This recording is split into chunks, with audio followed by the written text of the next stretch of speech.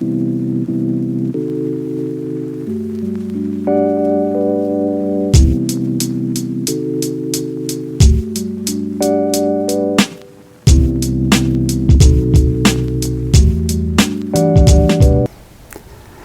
afternoon and welcome to another Postscript. I appreciate the little break that I received. Great times were spent with family and friends, as well as with some of my continuing education interest in Indigenous partnership building in our area and beyond. This last Sunday, I had the opportunity to not only engage in a beautiful baptism, and I'm sure everybody loved seeing that. If you weren't there on Sunday, go back, if for any other reason, to see baby David be baptized, because that's always one of my favorite parts in any worship service, is welcoming a new member into the family of God. But the sermon that I spoke on was not necessarily straightforward, and I suppose all the more reason for this postscript. Now, many of us probably grew up at least occasionally hearing the word idol or idolatry, and you might have even been told that don't let money or power or something like that become an idol, okay?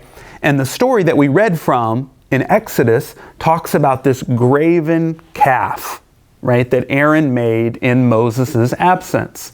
So growing up, I developed an idea of anytime I saw statues and images around the church, I was kind of on red alert because I thought, well, this might be an idol. What I tried to do in my sermon was stress that the object itself is not idolatrous.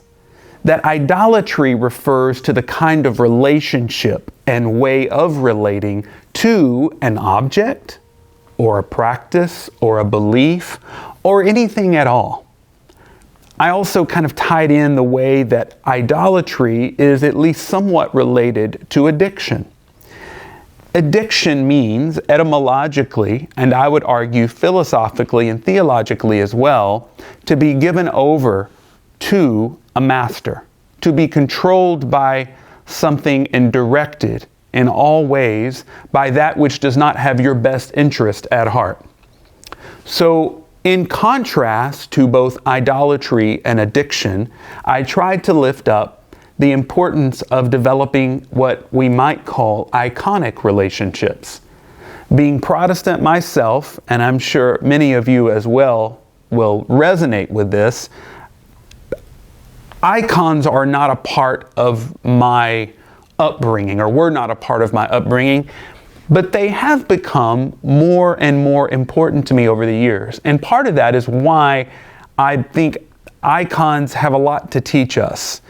I mentioned in my sermon that an iconographer is not to put their signature in the icon itself because they don't want to draw attention to themselves and away from perhaps the revelation, the story, the insight that is being given through the work of art. That is where an icon stands in contrast to an idol. An iconic relationship points beyond itself to a deeper reality. It does not blind us to things going on, but rather opens us up to things that we would otherwise not see. In some ways, an icon gives us pause. It does not dazzle and completely occupy our gaze, but it opens us up to things that in our day-to-day life we would otherwise not consider. That's why I think developing an iconic relationship with our faith and with practices and thinking as it concerns what we do, not just on Sundays, but throughout the week as people of faith, it's very important that we not get too fixed or too attached to one or another thing, but rather see everything we do as connecting us to that great mystery. For some of us, that great mystery goes by the name God.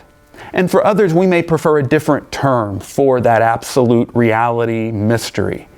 But an icon is designed to carry us into deeper relationship with that mystery as it is expressed through the beauty of a walk outside, through the encounter with somebody that we did not know, You see, our service, our outreach, our music, all that we are called to do as a community of faith here at First St. Andrews depends on being delivered over by something to another reality that we wouldn't pay attention to, because we're limited. We have limited windows of perception, and we have a lot of things that are clamoring for our attention.